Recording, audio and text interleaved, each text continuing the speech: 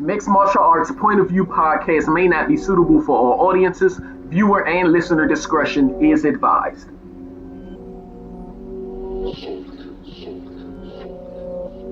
Purchase your tracks today.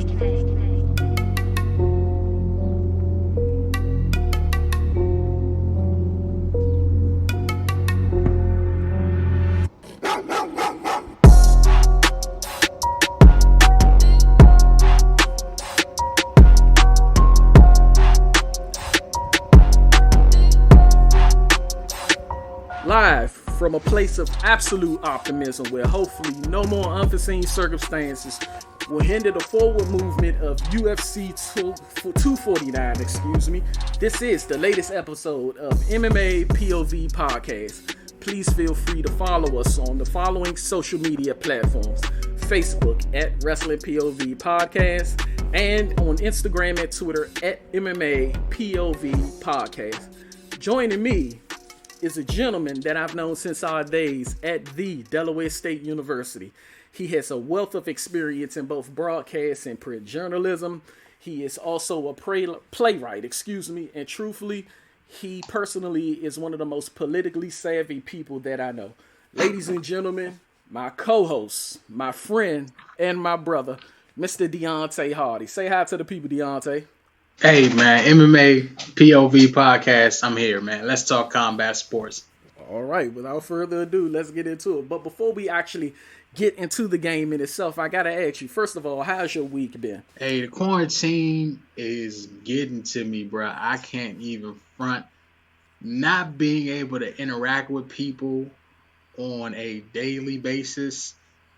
Something as small as not being able to go to the gym in the morning, get that workout in, and be able to just have small conversations with the people that you're used to seeing 5-6 days a week for the last, 8, 9, 10 years. Man, it's getting to me. Them quarantine blues is getting to me a little bit. I can't front.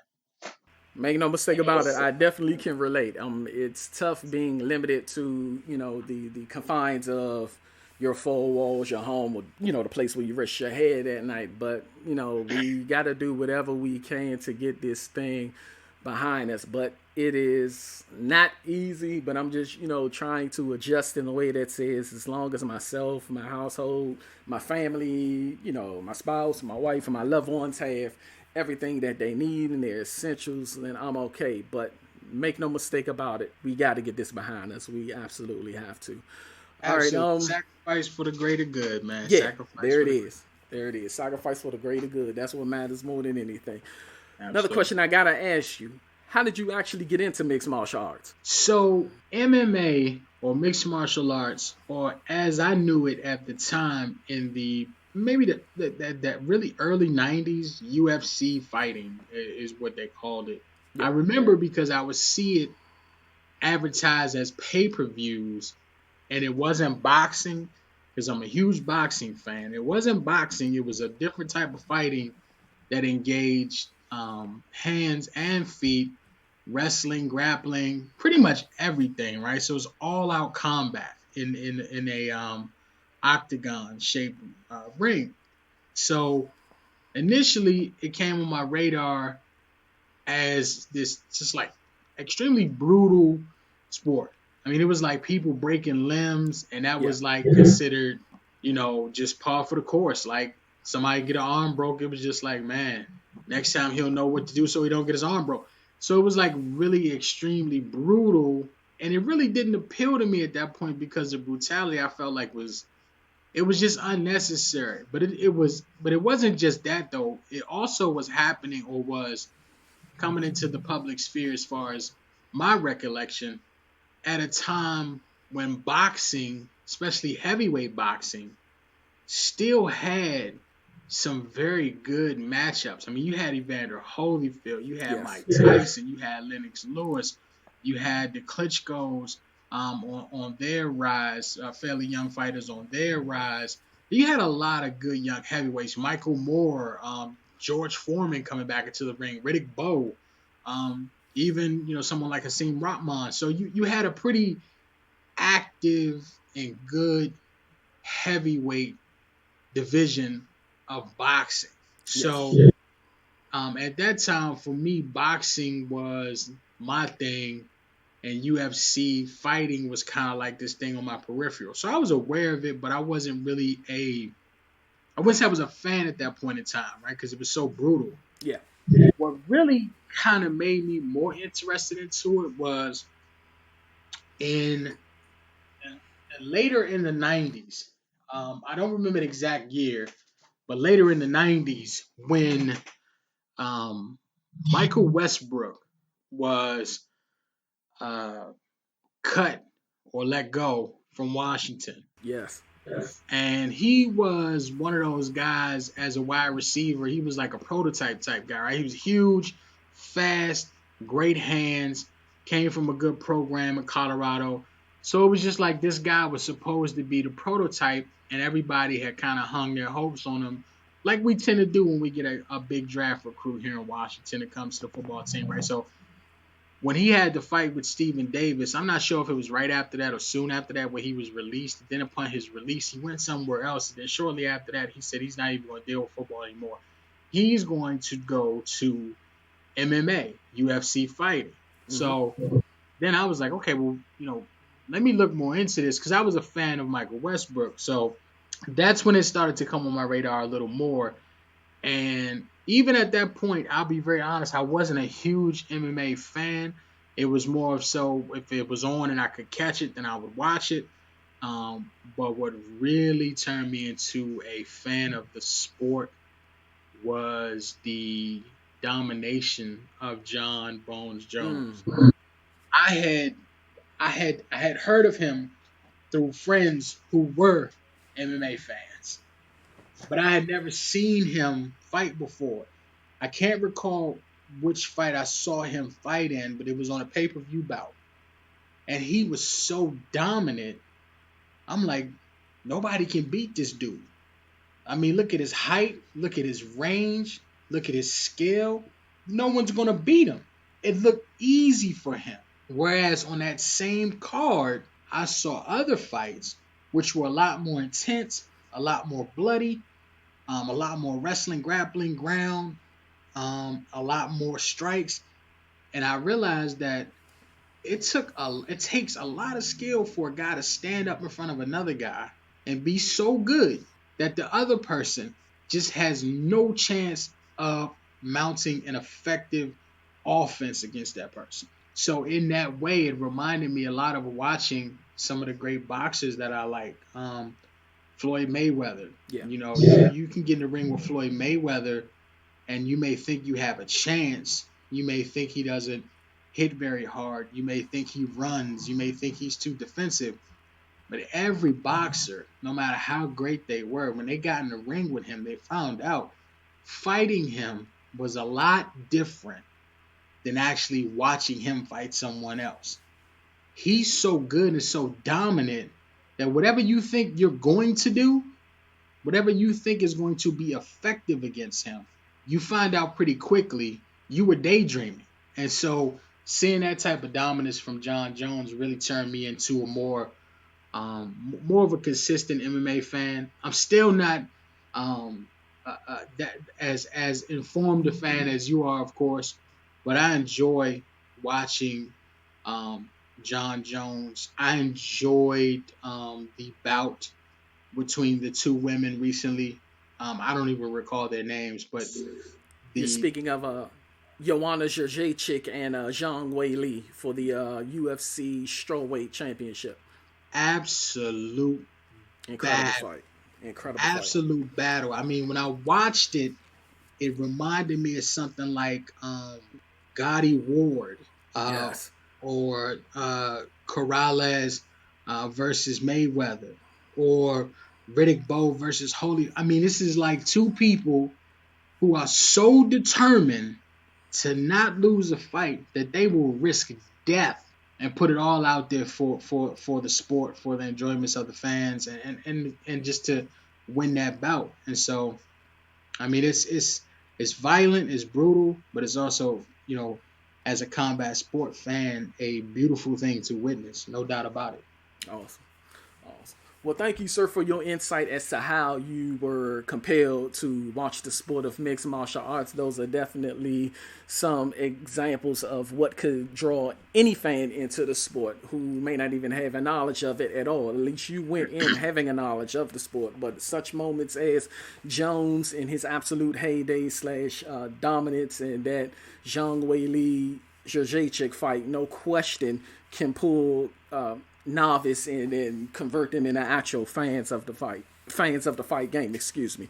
So without further ado, what we're going to do is we're going to introduce the MMA POV listening audience to our newest segment, which is known as the MMA Hot Topic of the Week. So basically what we do is we span the media globe for topics in reference to the sport. We make a decision as to which topic is a hot topic, and then not only do we give our takes on it, but we open up the floor by way of social media to our fans to chime in on the topic as well.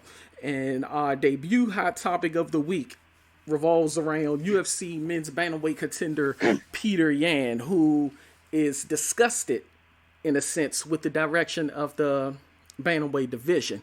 Petr Yan recently, in an interview with MMA Fighting Zero Bass podcast, is baffled as to why the UFC has booked Dominick Cruz, who hasn't competed in 3 years for the company as a result of injuries, for the next title shot against current champion Henry Cejudo. Originally, Cejudo requested Aldo to be his next Jose Aldo, is in the former UFC featherweight champion, to be his next opponent, but plans were altered thanks to a visa issue as a result of the limited travel restrictions thanks to COVID-19. So as a result of that, Dominick Cruz was plugged in as the replacement for the next opponent for Cejudo. From Yan, to be honest, moments like this in the UFC kind of upset me. He hasn't fought in 3 years, and now he's getting a title shot. It kind of upsets me, and it's a big hit to the reputation of the UFC, in my opinion. He also thinks it's because maybe he isn't an American fighter and UFC doesn't want 2 Russian champions. I mean, I don't think that's valid, but I guess he's trying to make sense of why is it that he sits at the number 3 slot as the top contender in the division and isn't even being looked at as the next contender. And then you also have guys like Aljamain Sterling and Corey Sandhagen. These 3 guys separately on respectively on 4, 5, and 6 win streaks. However, they're not even looked at as the next contender. So let me ask you first, Deonte, and then I'll chime in, and then I'll get into, the fans' comments on the matter. With everything that we know about Dominick Cruz's career, him being a 2-time bantamweight champion and having the longest win streak in the bantamweight division, that being 12, should he, considering his 3-year hiatus as a result of continuous injuries, get an immediate shot, or should he take a back seat and allow guys who have actually earned their way to the upper brass of the division to get their title shots first? So the sport fan in me says those who have been more active in those 3 years and have earned their shot should be the ones to get the shots. Yeah. But the sport fan in me that understands sports is not really about fairness per se, understands why they would give the fight to someone who was the previous champion, even though he's been inactive for 3 years. I think it's about who can put asses in seats, who can generate ticket sales, who would the fans like to see. And you got, with the guy coming off a 3-year layoff, you got a few things happening there marketing wise. You got the comeback story, right? Indeed. So that's cool. He's a former champion, right? So you said he was on a win streak before he retired, correct? Yeah, he currently has the longest winning streak in UFC bantamweight division history. He has 12 straight wins. So you have all of those great marketing things that sports entertainment loves to throw out to the fans to generate ticket sales and put asses in the seats. And unfortunately, that's always going to win out. That consideration is always going to win out versus the guys who've been more active, who are rightfully saying, hey, we deserve this shot. We deserve a shot at the title. So I think it's unfair, but I think sports entertainment is not fair at all. It's all about the economy of it, and that's the direction they're going to go. So I understand the fairness argument, but I think that argument is going to lose every time to the economic argument. Yeah.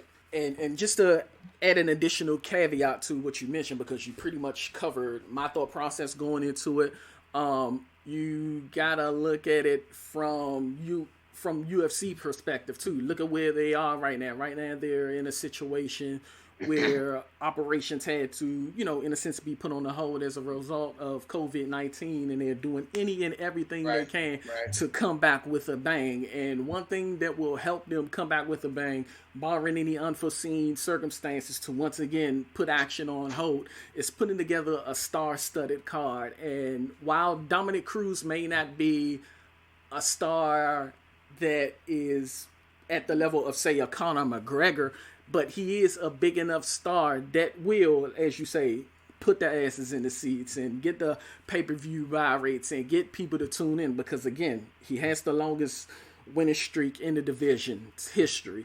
His last fight, he lost pretty convincingly to Corey Garbrandt, who was briefly a champion, but then eventually lost his belt to TJ Dillashaw. So you have all of these marketing points and all of these questions that, hover over the division and hover over Cruz specifically, asking, can he come back from a 3-year hiatus as a result to injuries and a loss to Cody Garbrandt and do the unthinkable and beat Henry Cejudo to become a 3-time bantamweight champion. So what I'm going to do now is go into some of the fan comments in reference to the matter.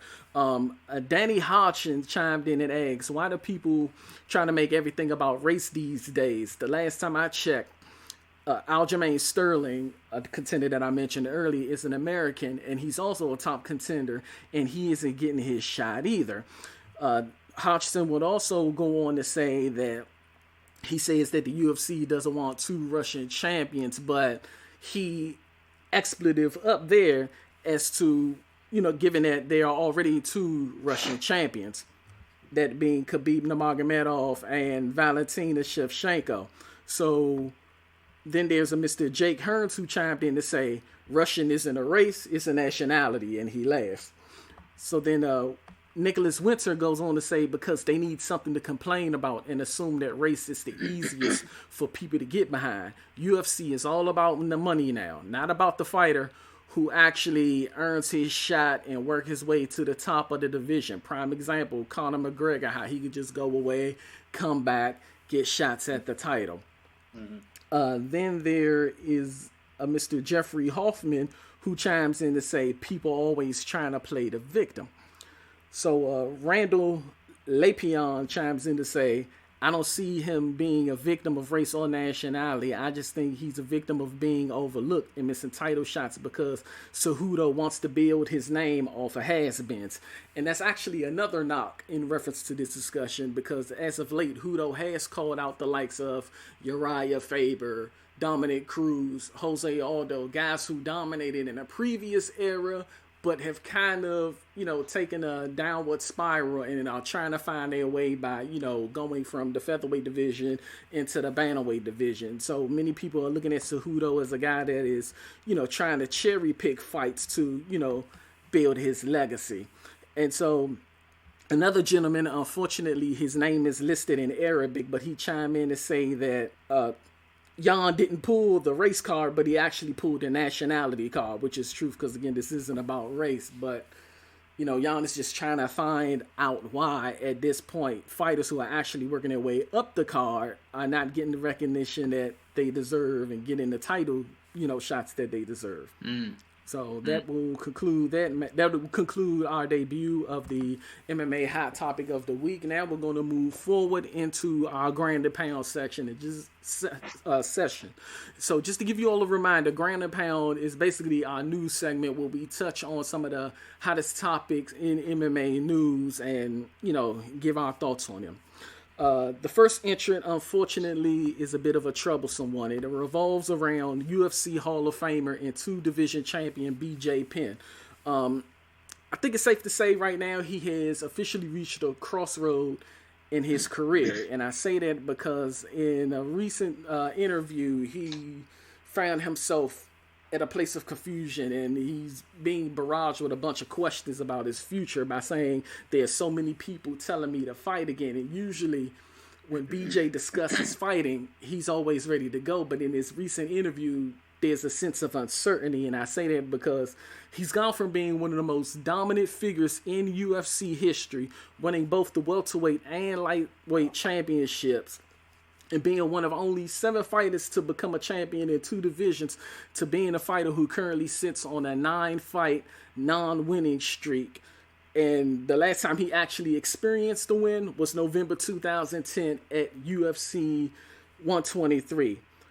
He's still an active fighter on the roster and is presently banned from competition. In addition, he's been a shell of him. In addition to being a shell of himself, what doesn't help is he's been involved in 2 bar fights in Hawaii in a span of 2 months. First, there was June 2019, where he was escorted out of a gentleman's club for public intoxication. It resulted in him taking down the bodyguard and smothering him. Now, keep in mind, the bodyguard is twice Penn size.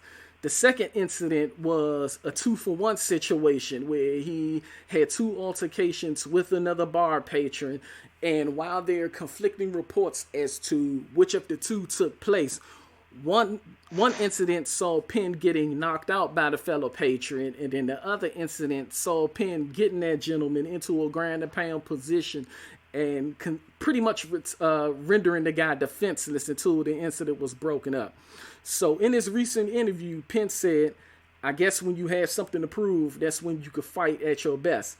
It's like, hey man, you've already proven yourself. It's not about proving yourself. I just really like doing this, but I can't keep going out there getting hurt. It just doesn't make sense to anybody. So with everything mentioned, how should everything involved in BJ Penn proceed? Man, he needs to stop fighting. Come on, man.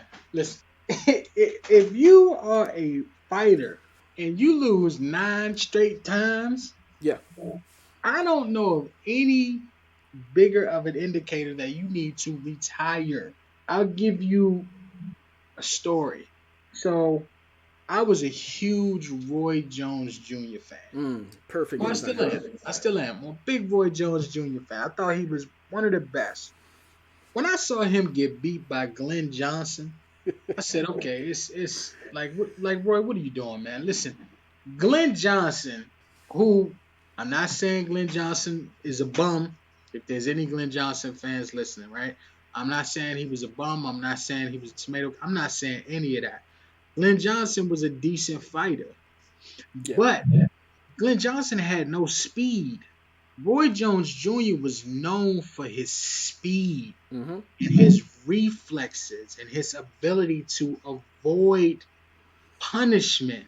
He was getting hit by a guy who was throwing his punches at a speed that Roy Jones Jr. used to sit there and laugh at before hitting him with a barrage of punches. So when I saw that, I said, okay, it's hang it up, Roy. And Roy continued to fight. I think he just stopped fighting maybe 2 years ago. And Glenn Johnson beat him in the mid-2000s. I mean, it was terrible.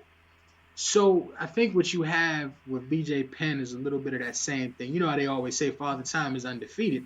Yes. You have a guy who formerly was dominant, great, is going to go down as one of the great UFC fighters. BJ Penn was a beast. You lose 9 fights in a row in MMA, man, hang it up. Hang it up before you start losing your ability to form complete sentences. Hang it up, bruh. Stop it. Stop getting in bar fights too, man. All fighters, when they retire, should be ordered to undergo mandatory therapy because they're used to dealing with everything that bothers them through their art, their craft, their profession, which is fighting. Yeah. When you can't fight anymore, you can't walk into a bar with regular people, not MMA fighters, regular people, and get into an argument, get liquored up, and all of a sudden you got somebody in a chokehold. That's not how society works, bruh. Hang it up, get some therapy, stop listening to people telling you need to still fight, do what you need to do, get your head together, get a hobby, I don't know, something. Bruh, stop fighting. He doesn't need to fight anymore. I don't think he has anything to gain, but he has a whole lot to lose if he continues to fight, in my opinion. So yeah, I'm like, man, just hang it up. Stop it. It's embarrassing.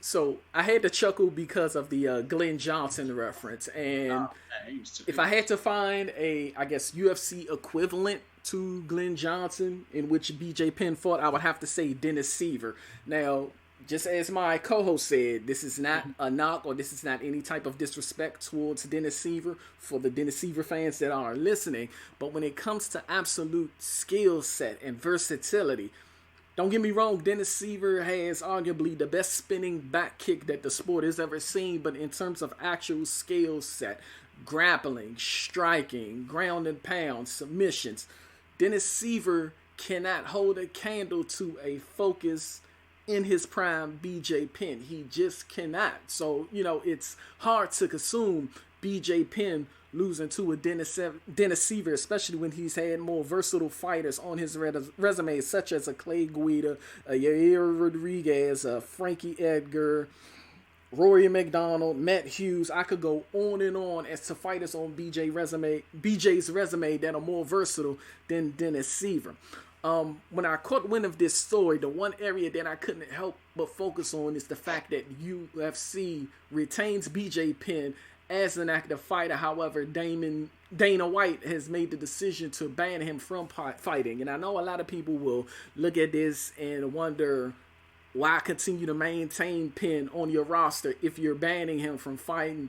And truth be told, I think this is for BJ's benefit, because if BJ honestly was a free agent, I think he would go and sign with Bellator or Horizon or one of these other organizations that, trail behind UFC, and he would continue to tarnish his legacy. So I honestly think that Dana White is being a friend of sorts, or at least expressing or displaying some sort of concern towards Penn and keeping him in constraint so that he doesn't go out there and continue to further damage his legacy. And I'm glad that he's doing that in reference to BJ Penn, the fighter inside the octagon. Now, unfortunately, you can't control him outside of the octagon unless somehow Dana White in the front office, selects a group of people to watch over him in his personal time. But that'd be impossible with so much more going on. My hope moving forward is that he's not involved in any more bar fights, that he will eventually, as you said, receive the wake-up call and go forward and understand that, you know what, I've had my day, I've had my time, and I need to move forward with my life. Yeah, and I think also, too, man, not only is Dana White looking out for him in terms of, preserving his legacy, but I think also preserving his health. Yes. I mean, it's not... Combat sports is not something you play at. And so those kicks to the head, those punches to the face, those punches to the head, the ground, being grounded, the grappling, the wrestling, the submission holds, those things take a real toll on a person's body.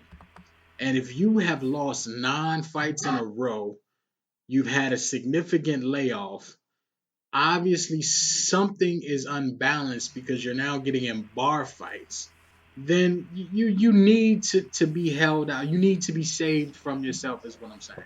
Absolutely. And just be saved from yourself. Absolutely. And just to kind of correct things here, it's a 9 fight non-winning streak, which includes the first of that set being a draw against John Fitch, but he's lost eight in a row after that draw. Okay. But anyway you slice it, there are 9 straight fights that did not result in Penn getting a win, and it is a cry for help, as we both have agreed upon. Right. How many years is that without a win? 9 fights. How many years is that? His last win took place November 2010 at UFC 123. So we're approaching 10 years since BJ Penn has last won a fight. That's ridiculous, man. Very problematic. It's ridiculous, man. Yeah. You know, we'll remember the fighter he was. That doesn't tarnish that in any shape or form. Yeah. But at this point, BJ Penn needs to be saved from himself. No question. Absolutely. I cannot agree with you more. One thing that is not ridiculous is, but some people may feel otherwise, if UFC's persistence in trying to give fight fans a fight card. I'm not sure if you caught this announcement, but UFC has scheduled 3 fight cards, which is led by UFC 249 on May 9th in Florida with no fans. With the state of Florida deeming professional sports and media productions essential services during the coronavirus pandemic, UFC announced the scheduling of 3 fights, including UFC 249, which all will take place at the ViStar Veterans Memorial Arena in Jacksonville, Florida. This marks UFC's 3rd time at making UFC 249 happen. The event originally was scheduled for April 18th, where Tony Ferguson was set to go up against Khabib Nurmagomedov. But of course, with the travel restrictions with Khabib, where he was forced to stay in Russia, plus Barclays Center quickly making it a non-option as a result of the pandemic and the ban of mass gatherings, it didn't happen there. So in response, UFC tried getting around California's stay-at-home order by still hosting the event on April 18th in a tribal island at the Tachi Palace Casino Resort near Fresno. But of course, that was shot down after Governor Gavin Newsom urged ESPN and Disney to force UFC to stop production. They pretty much intervened and told them that, it cannot happen. So after all of these previous complications, barring any other unforeseen circumstances, it looks like UFC 249 will take place on May the 9th in Jacksonville, and the projected bouts for UFC 249 are as follows. Tony Ferguson will face Justin Gaethje for the men's interim lightweight title. Henry Cejudo, as mentioned earlier, will face Dominick Cruz for the men's bantamweight title. Calvin Kattar and Jeremy Stevens will go at it in the men's featherweight bout. Francis Ngannou will face Jairzinho Rozenstruik, where the winner will most likely face the winner of the next title bout between Daniel Cormier and current champion Stipe Miocic. The prelim main event will be Donald Cowboy Cerrone versus Anthony Pettis in a men's welterweight bout. Johan De Castro will face former Carolina Panther and Dallas Cowboy Greg Hardy in the men's heavyweight bout. Relation. You said, no relation. Okay. Way to separate yourself from. No relation. Oleksiy Oleinik will face the returning Fabricio Verdum in the men's heavyweight bout. Carla Esperanza will face Michelle Waterston in the women's strawweight bout. Uriah Hall will square off with Ronaldo Jacare Sousa in the men's middleweight bout. Vicente Luque will see Nico Price in the men's welterweight bout. Bryce Mitchell, also known as Thug Nasty, will face Charles Rosa in the men's featherweight belt. And then the opening bout for the entire card will be UFC welterweight Ryan Spann facing off with Sam Alvey. And the other 2 events where the cards have yet to be determined are slated for Wednesday, May 13th and Saturday, May 16th. So let me ask you, Deonte, with UFC's persistence to go forward and to conduct business as usual with everything going on, what are your thoughts? I think it's ridiculous. Okay. I think that I understand the hunger to turn the tap back on, so to speak.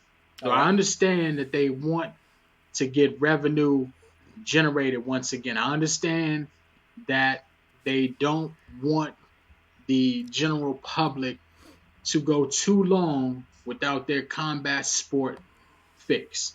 I get that wholeheartedly, 100%. But I think these are extraordinary times that we're living in. I think these are extremely difficult decisions that need to be made. And I think it calls for that same level of sacrifice. And making these fighters come into an arena, be in such close proximity with each other, making them train, be in close proximity to their training camp people, trainers, maybe sparring partners, nutritionists. I mean, I don't know how many people make up a camp, but the camp is in close proximity to each other. You're going to be in close proximity to another fighter. You're going to have a referee in there.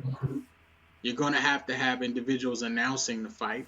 And although you may not have people attending the event, you're still going to have people working at the arena to make sure that the basics go off, sound, lights, cleanup. All of those things require people. And you're exposing people to something that we haven't even as a country been able to get a firm grasp on. The politics of it aside, it's important that we realize enough people have not been tested to know how widespread this virus is. We know it's deadly. Yeah. We know at the point where we're recording this podcast, we know we either are very close to or have already surpassed 1 million cases, but we haven't even tested half of the population of this country. It's just too dangerous. It's too dangerous. I think everything in terms of elective, non-essential, I know they said it's essential, but come on. It's not essential. It's not. It's not essential to daily living. So that's my perspective on it, right? It's not, to me, it's not essential to daily living.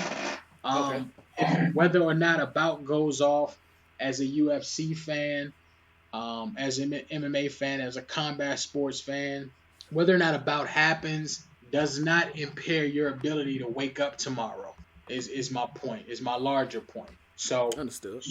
I'm against any sporting events of any kind taking place until we can get a firm grasp on COVID-19 as a nation, because if we rush to open anything back up too soon because we are in search of profit, in search of entertainment, what good does any of that do if you're dead, right? So we have to really prioritize what is most valuable at this time. Now, to go into the politics of it slightly, if we had someone at the helm of the country who didn't sit on their hands for 2 months and was on top of this, I think we all would feel more confident with getting back to normal sooner than later.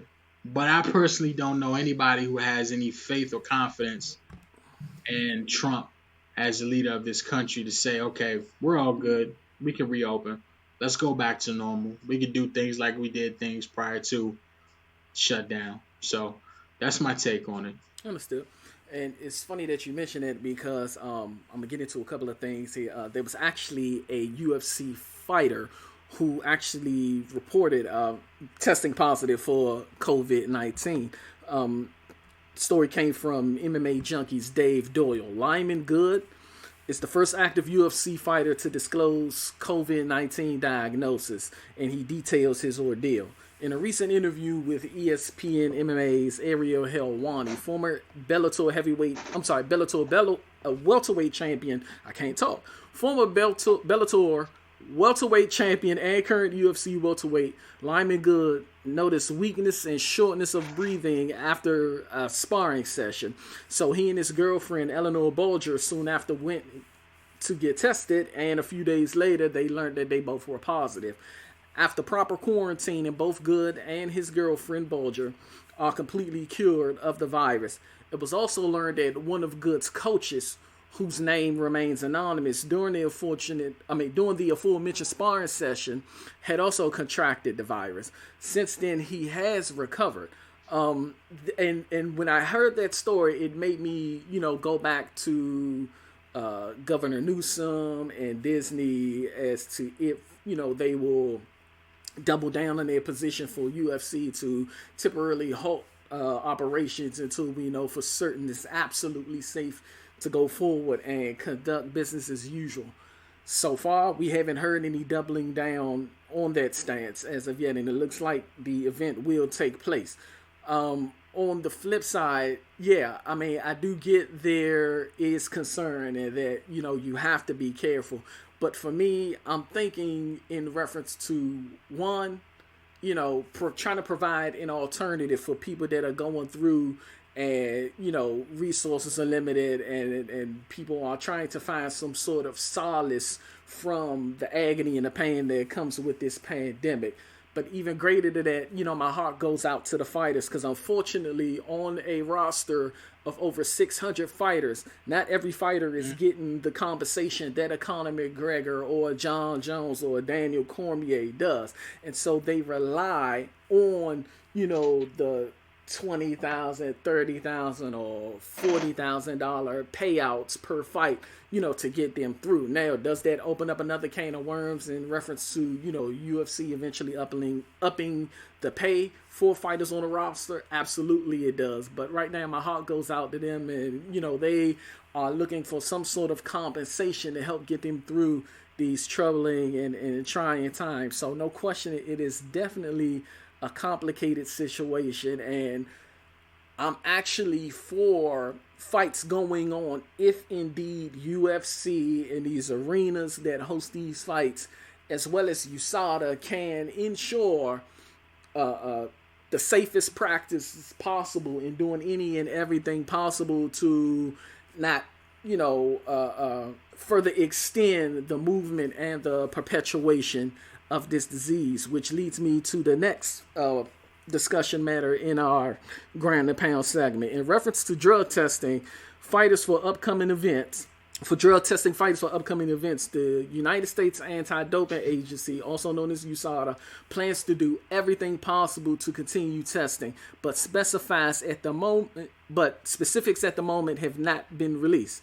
The assumption is that USADA is intentionally being vague with their approach to dispose of any notions that fighters can take whatever supplements they want during this abnormal time. What USADA has made public is the commitment to conduct testing with the utmost regard of safety protocol. In mentioning that commitment, athletes and doping control officers, also known as DCOs, USADA will enhance its collection process with the following. A, where feasible, DCOs will use personal protective gear, including masks and gloves.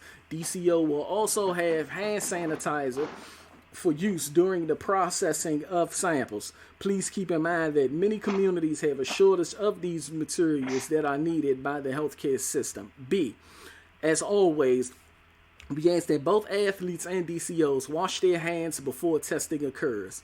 C, we encourage athletes and DCOs to maintain a 6-foot distance during the process. D, during this time, no USADA DCO who has any sign of sickness or otherwise meets any of the risk criteria identified by the Center of Disease Control and Prevention, also known as CDC, will be collecting samples. So with everything that USADA has disclosed in reference to their approach in ensuring the minimizing, if you will, of this disease, or doing whatever they can to keep this pandemic from further circulating, are you at all convinced that USADA has everything in place needed to go forward and see to it that this thing doesn't continue, or do you still feel like operations need to cease until we have more clarity and more, clearer paths, if you will, of this disease? I think the testing agency and the sanctioning bodies and the officials who are making these decisions, I think that they're doing everything that they know based upon guidelines to do to ensure as safe an event as possible. I do think that they are doing that. I do think they have a genuine concern for everyone involved to make sure no one gets sick because of the way that this disease has been taking people out, right? So I agree there. Mm-hmm. However, what we also know or have come to learn in the month or so since we have been essentially on lockdown as a nation is that you have people walking around who have this who have no symptoms. They don't have a fever. True. They don't have a cough. They don't have to clear their throat. They don't have the fatigue.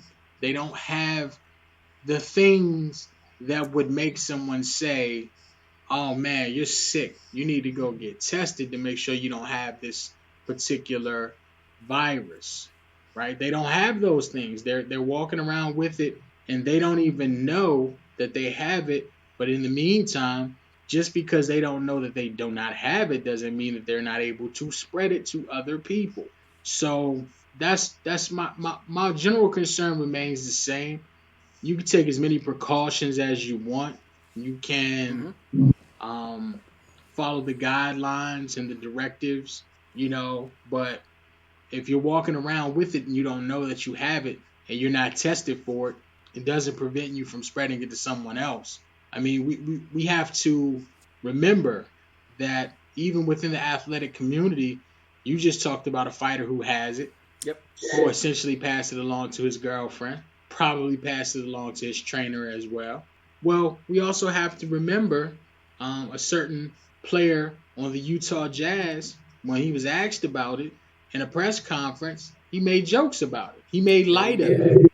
He thought it was much ado about nothing, right? So what did he do? He proceeded to touch all the equipment and rub himself all over the table, and everybody got a big chuckle out of it. It was a light moment, and they laughed, and he ran out and went to practice or whatever. And then we find out, a few days later, he has it, and his lax attitude towards it actually passed it on to teammates. Yes, and so we're talking about guys who are in peak physical condition for a living. Yes. You're not walking around showing symptoms of COVID-19. These are not people who are having trouble breathing, having trouble getting up and down steps, walking small distances. They don't have fevers.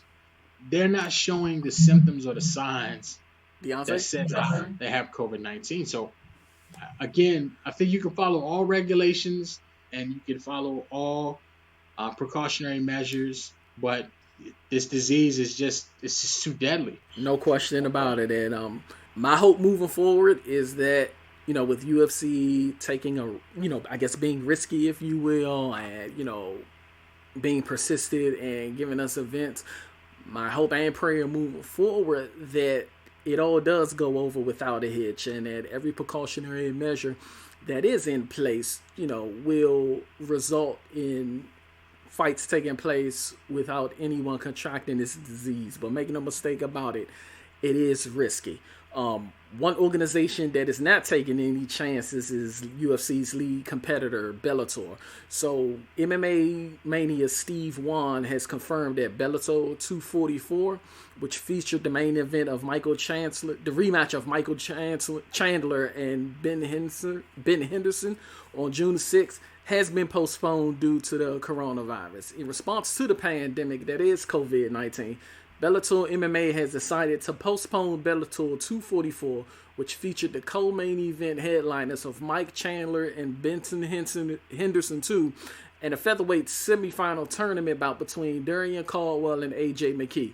The plan is for the card to resume once the pandemic passes, but a rescheduled date has yet to be confirmed. And the MMA community truthfully has applauded Scott Coker and Bellator's efforts in keeping things on hold until they know for certain it is okay to, in a sense, go outside once again.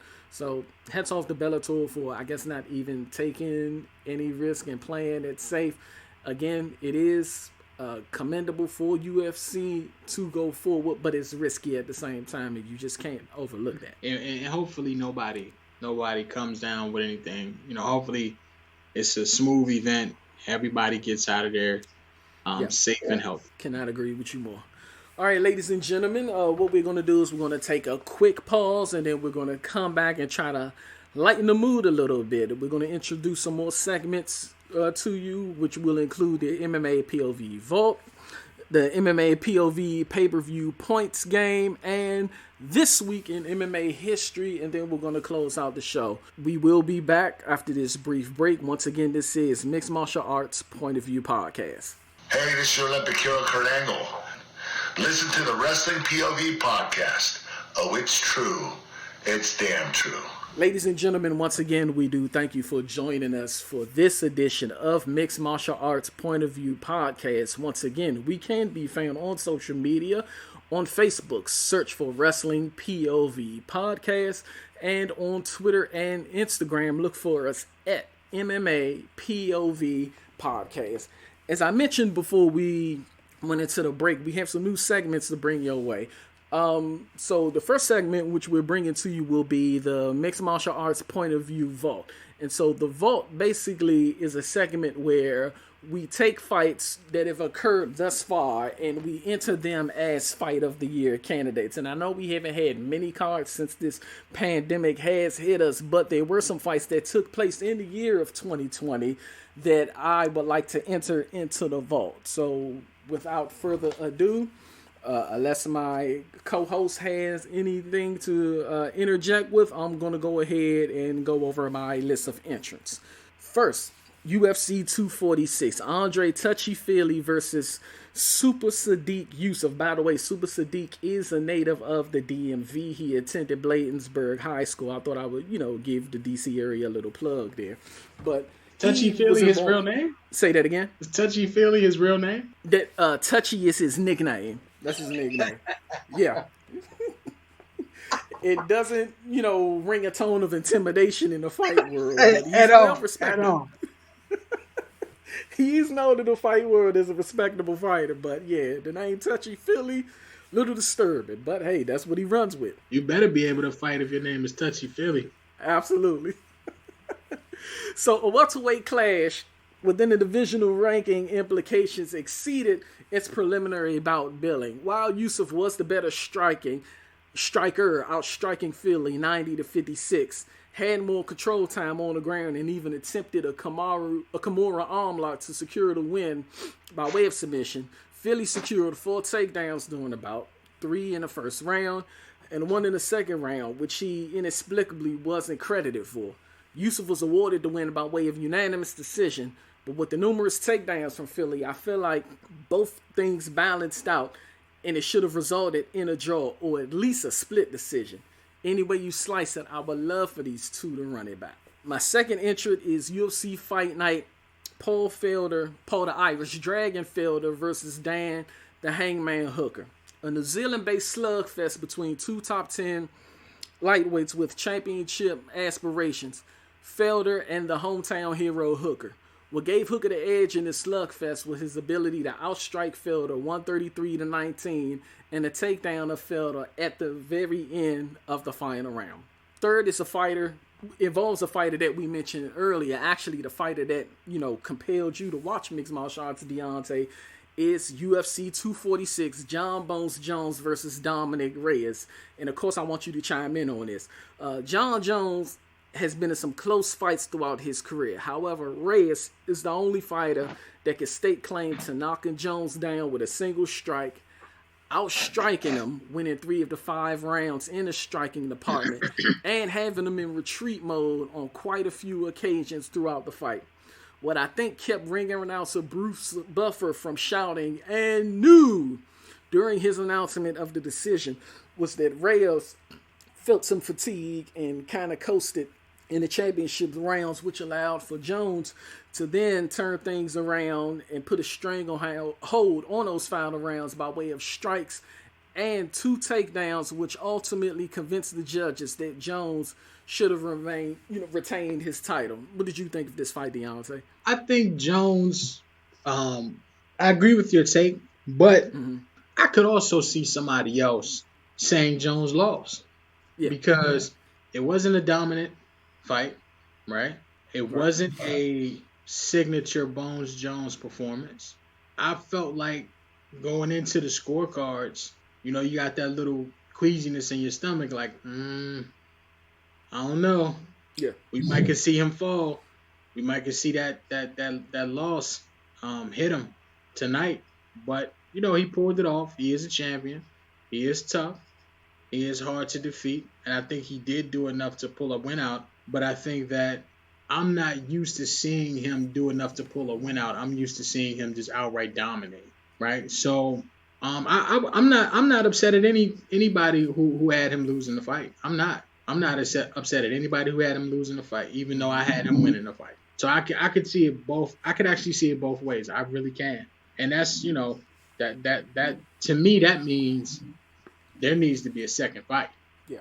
They need to fight again, right? So I'm like, they need to go at it again. There needs to be a rematch. That needs to be his first fight as soon as he gets out of jail or wherever he is.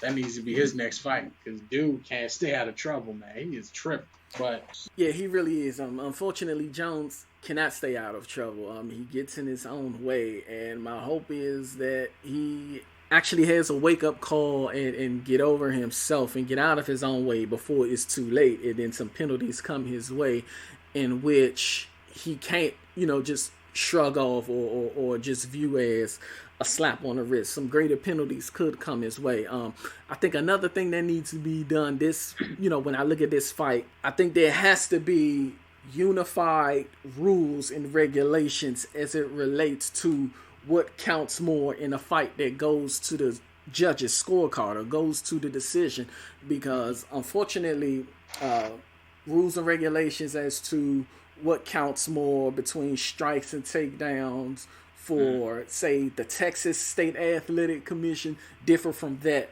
of Nevada State Athletic Commission or DC or Montana. Like, there aren't a unified set of rules as to what the determining factors are in giving a fighter a decision. So somehow, some way, that needs to be ironed out. And also, there needs to be actual MMA experts who are judging fights and making such calls. I mean, no disrespect to boxing judges that are involved, but the rules in boxing, completely different set of rules from that of MMA. So completely different sport. Completely different sport. So there needs to be something that is MMA based so that fights can be judged on the strength of MMA fights and how they're conducted. So the final entry into the MMA POV vote is UFC 248's co-main event between, as mentioned earlier, UFC Women's Strawweight Champion Magnum Weili Zhang and Joanna Jędrzejczyk on a night where the card was capped off with an underwhelming main event between Israel Adesanya and Yoel Romero. These ladies took the co-main event slot and showed the world that they should have been the marquee bout of the night. I mean, the forward movement by these women, the total strikes landed between the two, 366.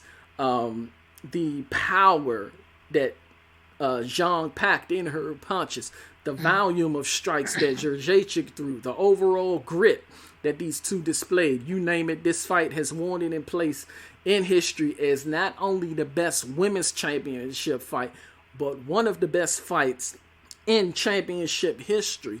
And in my honest opinion, I know that, things have been postponed and we have another, 7 months left in the calendar year should things get back into motion in reference to MMA, but I'm having a hard time finding or even envisioning a fight that can give us what this fight did. What's your take on this classic fight of the year? Fight of the year. Yeah. Easy. Fight of the year. No question about it. Might even be fight of the decade. It's like one of those clashes that take place that non-stop action. Non-stop what you want to see, right? So all of my references tend to go back to boxing for me. It reminds me of watching Thomas the Hitman Hearns fight Marvin Hagler. Excellent analogy. I mean, they from the moment the bell sounded in round one, they were throwing bombs, and that fight didn't go. If memory serves me correctly, that fight didn't go more than 4 rounds. I think it ended in 3, but it might have ended in 4. But I mean, it was absolute bombs being thrown, right? So you had 2 guys who were not going to let the other guy whoop his ass, even though it happened. You know what I mean? Even though it happened, but you gotta respect that warrior type of heart like that, man. Absolutely. You gotta respect that because 98.9% of the population on this earth does not have that type of warrior mentality. So I agree. it was incredible to watch. I really think it was the fight of the year, and I'm with you, man. I don't think any fight, or I would say this, I'd be surprised if any fight this year tops that. I'd be surprised if any fight next year tops that. So I think that's one of those classic, legendary. You know what I mean? That fight needs to be put in a shelf, protected by glass with a spotlight on it for the rest of MMA history, man. It was absolutely. It was artwork. I cannot agree. It was brutal absolutely. Artwork. It was artwork. That it was, and I cannot agree with you more. But if for some reason there is a fight to come forward to actually compete with that or dethrone it as my choice of 2020's fight of the year, then we, not only as the host of this show, but our listeners will have the option of putting on their prognostication caps and actually guessing how fights will go. How would they do that, many will ask?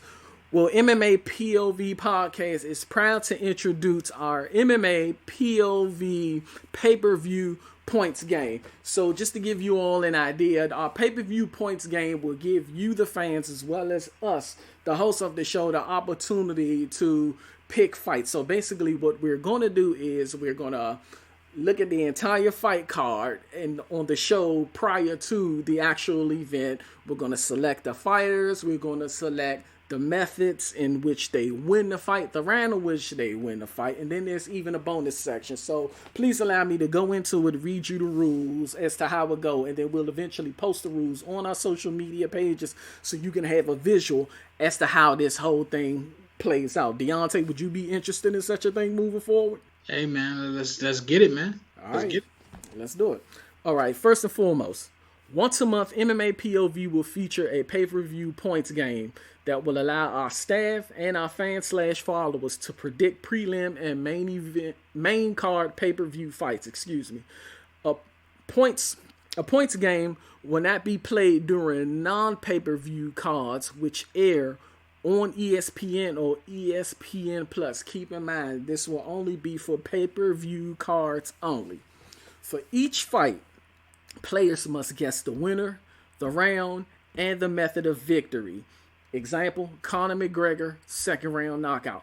For each category, players get 1 point. So if you guess all 3 categories, you get all 3 points. If you guess 2 out of the 3, you get 2 points. If you guess 1 point, so on and so forth. And obviously, if you get none right, you won't get points. All right, so just to give you all, some in-depth knowledge as to how the results will work. A knockout. Let's start with a knockout. A knockout is when an opponent is rendered motionless or knocked unconscious as a result of strikes, punches, knees, kicks, elbow strikes, shoulder strikes, or even a slam. A technical knockout is where a referee is forced to stop a fight due to a fighter's inability to continue competing as a result of barrage of strikes or a doctor's stoppage as a result of an injury from the aforementioned strikes. Any way you slice it, whether it's a knockout or a technical knockout, they will count as a KO in a pay-per-view points game. Submission.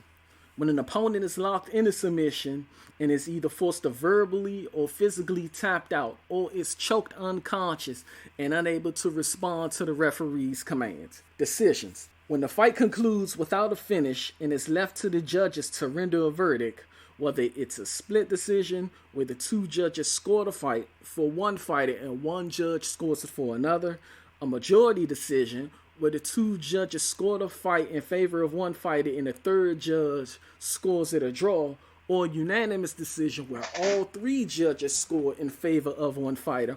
All variations are considered decisions in the pay-per-view points game. A draw. A draw is when a judge feels a fight is so close that they're unable to score a fight for one fighter, whether it's unanimous when all three judges score the contest a draw, a majority when the two judges score the contest a draw, or a split when one judge scores in favor of one fighter, another scores in favor of the other, and the third judge scores it as a draw. All variations mentioned are considered a draw in a pay-per-view points game. Disqualifications. When an intentional foul causes an injury and the injury is severe enough to terminate the bout immediately, the fighter causing the injury should lose by disqualification. Also, when a fighter displays a blatant disregard towards MMA rules, this will constitute as a disqualification as well. Finally, no contest. When an accidental foul causes an injury severe enough for the referee to stop the bout. Next is our bonus prediction section. A round of the points game that will allow players to pick the main card fights, which are 5 total fights, which will end by way of KO, submission, or decision. For every correct guess, 5 additional points will be added to the player's score from the pre-bonus section. If all 3 questions are answered correctly, you'll get 15 points. 2 correct, you'll get 10 points. 1, you'll get 5 points, and of course 0 for 0 correct guesses. So the way the 3 questions are laid out is as follows. How many fights will end with a knockout? How many fights will end via submission? How many fights will end via decision? So let's say, Deonte, you have a card, and so you pick two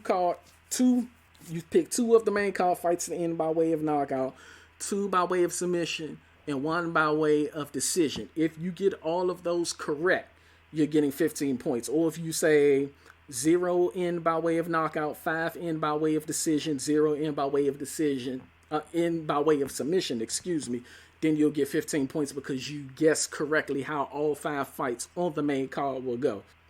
Is that pretty comprehensible? You get the gist of how that works? Makes sense. Okay.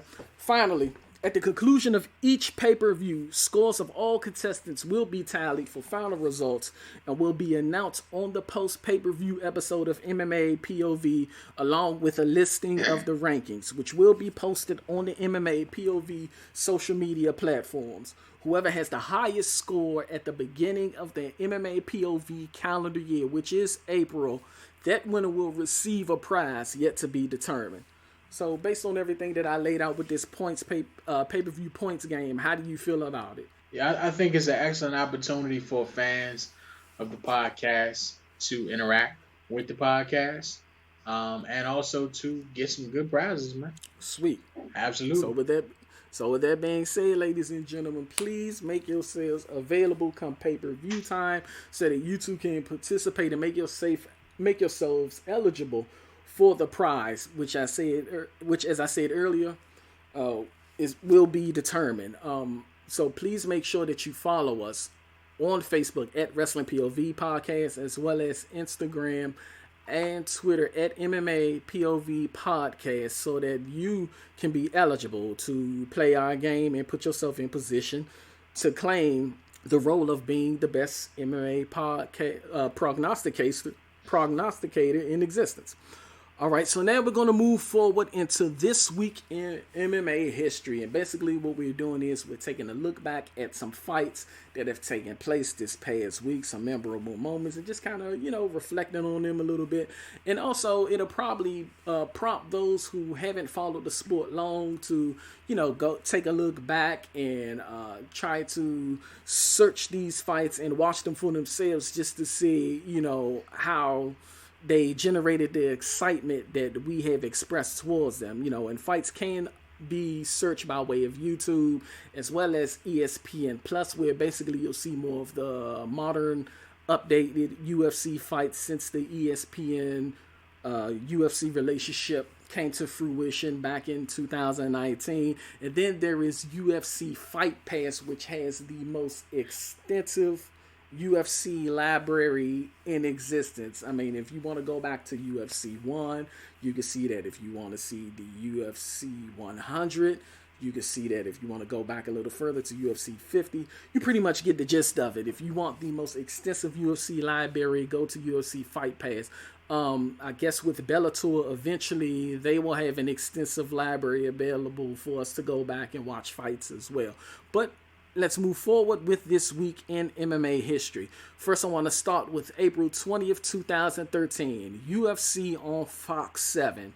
What made this card so significant is the fact that it was the UFC debut of 5 former Strikeforce fighters. As we all know, UFC bought out Strikeforce back in 2013, and so this fight specifically saw the debut of 5 former Strikeforce fighters, and included the debut of middleweight Yoel Romero, who scored a first-round knockout win over Clifford Starks. Jorge Masvidal, who is currently the UFC BMF champion. He earned a decision win in his debut over Tim Means in a lightweight division class. Lightweight Josh Thompson, who scored the last knockout win over any kind over Nate Diaz, did so in his debut 3 minutes 44 seconds into the second round of that memorable bout. Strikeforce's last Grand Prix heavyweight champion and former UFC heavyweight champion Daniel Cormier made his debut into the UFC, earning a unanimous decision win over former UFC champion Frank Mir. Finally, there was Gilbert Melendez, Strikeforce's last lightweight champion, who suffered a split decision loss to then UFC lightweight champion Benson Henderson in a title unification war. Next, there is UFC 83 on April 19th, 2008, Matt Serra versus George St. Pierre 2. In a rematch of one of MMA's greatest upsets, then UFC welterweight George St. Pierre avenged one of his only 2 career losses by beating former champion Matt Serra via TKO with just 15 seconds left in the second round. April 19, 2014, UFC on Fox, Verdum versus Brown. Reigning and defending current and defending lightweight champion Khabib Nurmagomedov extended his professional career record to 22-0 after earning a unanimous decision over former lightweight king Rafael dos Anjos.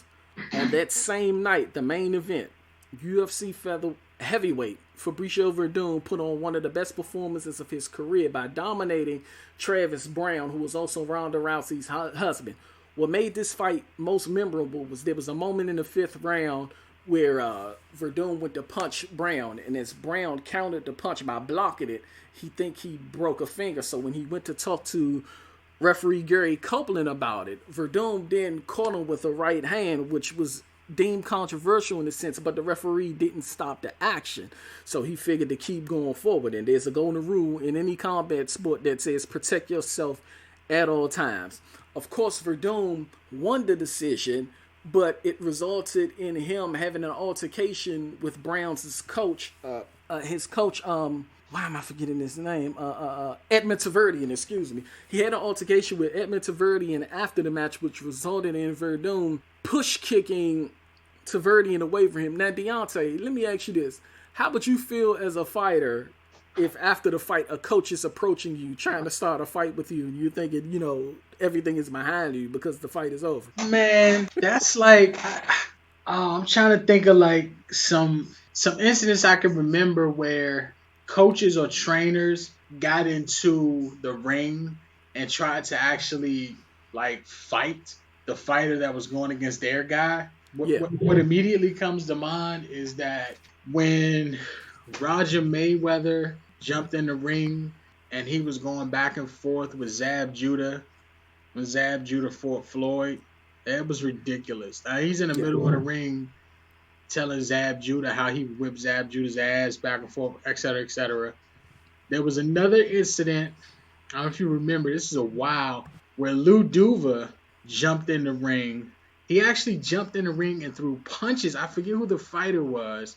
Mm-hmm. He threw punches at the fighter, and the fighter actually like two-pieced him, and he had like a cut under his eye, and Duva was still trying to get at him, and Duva at the time was like maybe like 5'6", 350 pounds, like 60 years old, trying to fight a guy, that's young, in shape, fit, and obviously he's a professional. But I mean, it was crazy. And then of course I can't remember the fighters, the incident where the young man lost, and they were going into the middle of the ring to greet each other or to say, okay, good fight. And they had taken off their gloves, and he snuck them. The fighter who lost snuck the other fighter. He was banned. I think he's banned for life. Gotcha. And of course, the all-time greatest. Now, this wasn't you won't remember this, but this wasn't this wasn't an occasion where a coach or a trainer jumped in the ring and tried to jump bad, but it was Khabib's. I guess was it his brother who jumped in the ring? Oh yeah, you're talking about the post-fight melee at Yeah. UFC 229, and Khabib had an exchange with one of Conor McGregor's cornermen, Dylan Dennis, and so he jumped over the fence or over the cage to get to Dylan Dennis, and then I think Khabib's brother and cousin then jumped into the octagon and snuck Conor with a couple of punches, and it was just an absolute circus. It was crazy. Madness. It was absolute madness, man. Yes. The only thing that I remember seeing that was more madness in the ring than that was, I know you're going to remember this, man, from the 90s, when the Fan Man parachuted into the ring. Like, where did he come from?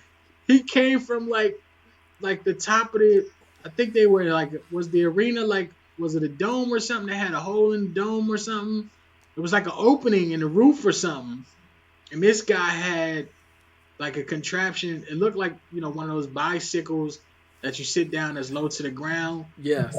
With like a hang glider set up at the top so he can like fly with it.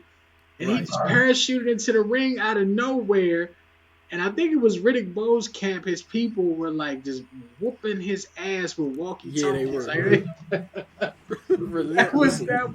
That was crazy, man. I remember watching that live. Like, what the hell is this? Right. That was Riddick Bowe Holyfield too. So yeah, that plus, but probably the most like, I can't believe this is happening, was definitely the McGregor Khabib fight.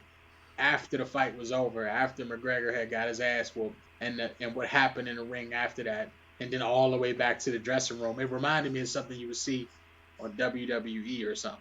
Yes, an absolute spectacle. Cannot agree with you more. So we have two more, and then we're going to move into our closing segment, the final decision. One being when Jon Jones completed his third title. Yeah. That being April 21st, 2012, when Jon Jones completed his third title defense in the form of a unanimous win decision over number one contender and former champion Rashad Evans, who at one point was Jones's training partner.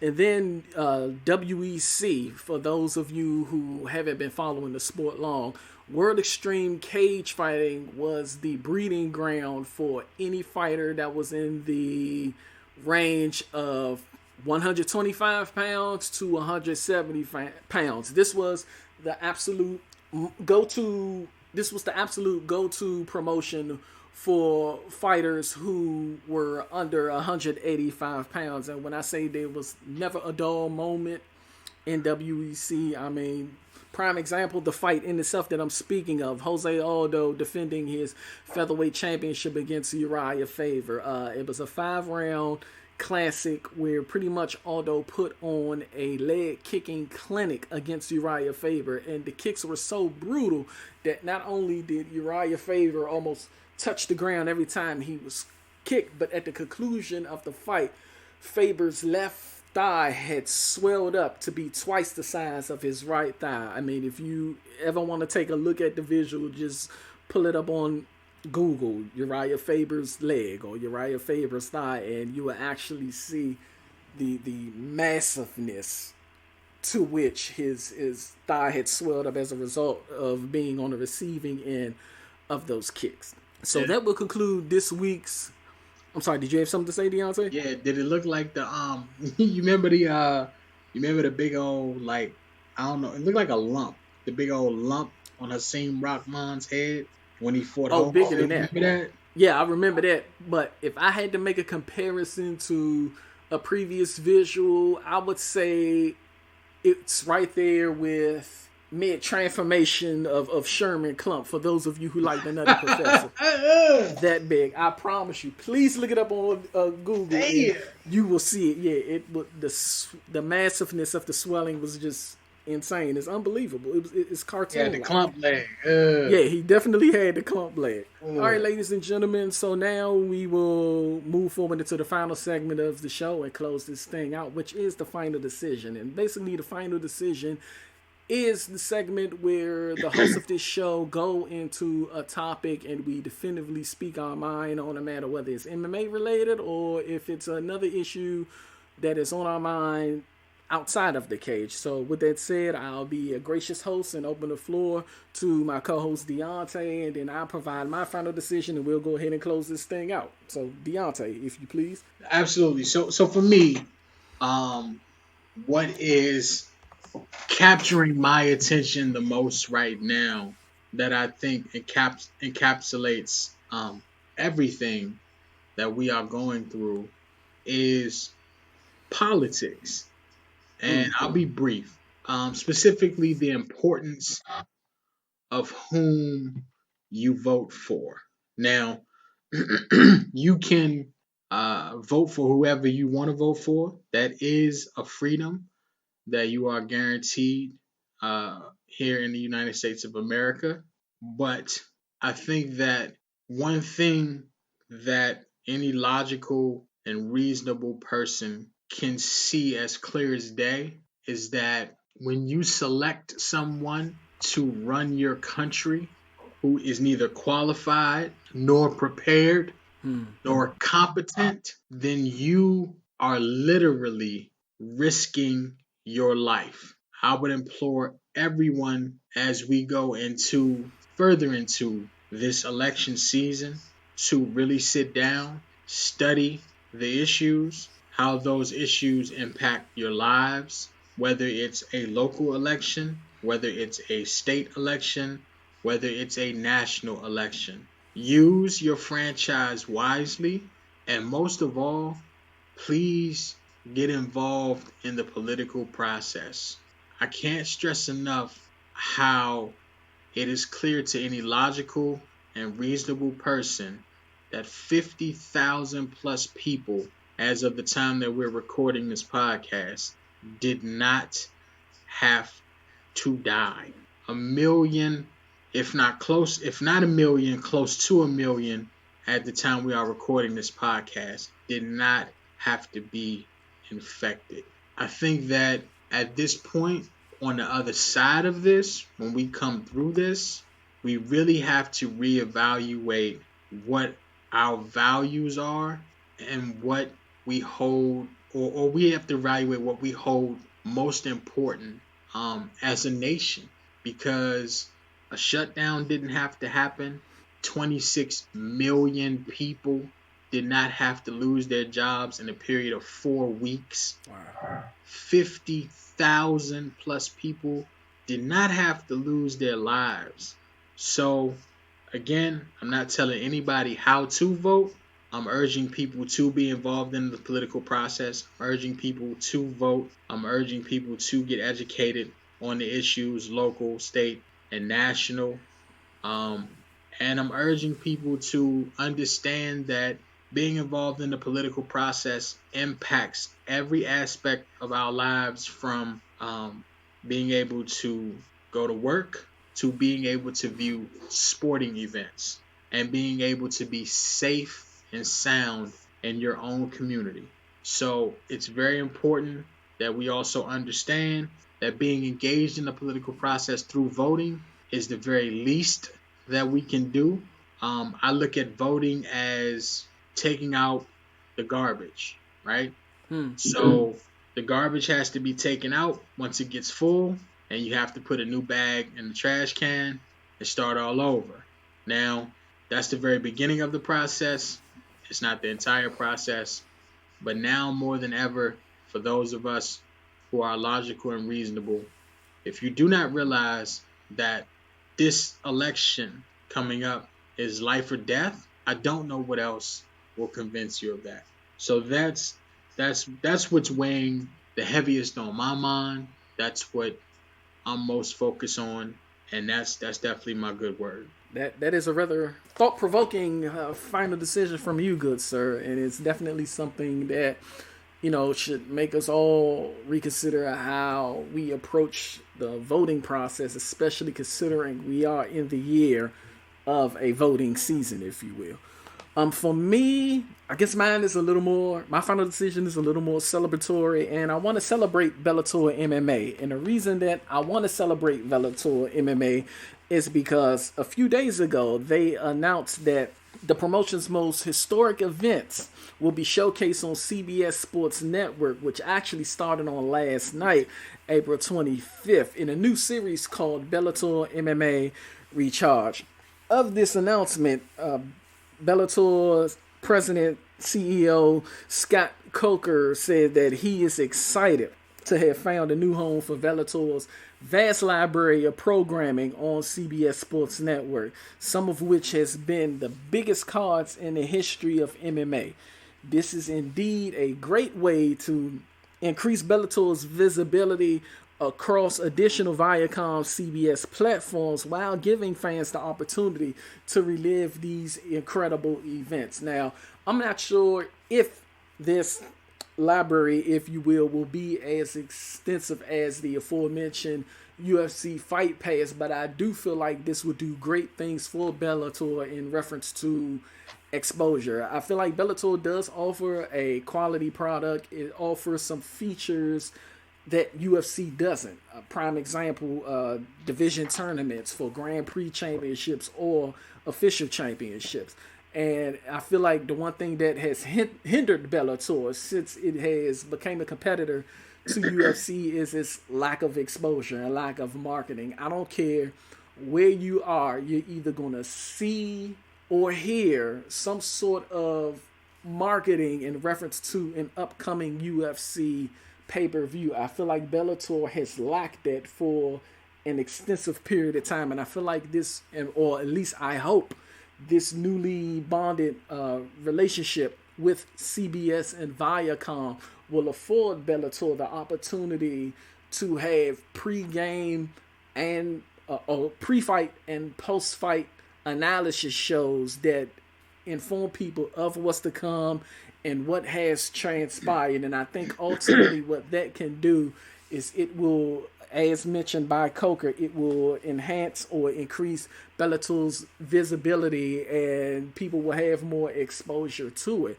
Don't get me wrong, it's nice that they do have a relationship with a pay-per-view outlet, DAZN, but if you don't have the Bellator app or if you don't follow Bellator on Twitter, you're baffled as to when the next pay-per-view is coming on. So my hope is that with this new relationship with CBS and Viacom, the exposure will increase, it will expand, and there will be more visuals and exposure as it relates to what's coming up next with Bellator pay-per-views.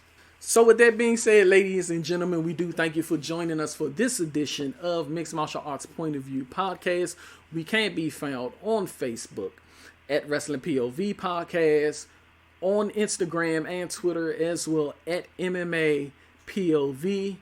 I am your host, and joining me for this adventure was my co-host and dear brother Deonte. It's been fun, man. I enjoyed it. Yes, indeed it has. Do you have any social media handles that you could plug in case you want people to follow you and get your thoughts on things going on in the world? Absolutely. So on Twitter at I Got Away with Words, IGOTAWYWITAWAY, WITWORDS. I Got Away with Words. On Twitter, definitely fun joining you on today's MMA POV podcast. Like you said earlier, coming into the podcast, we go all the way back to, what was it? Was it 98? 97. 97. Yes, sir. Was it Evers? Yep. Evers Dormitory. Medgar Evers, the great humanitarian and civil rights leader who was gunned down in his driveway by a white supremacist for for advocating for voting rights for African Americans. Medgar Evers was the name of the dormitory. You stayed across the hall. I stayed on the other side of the hall. That's where we initially met.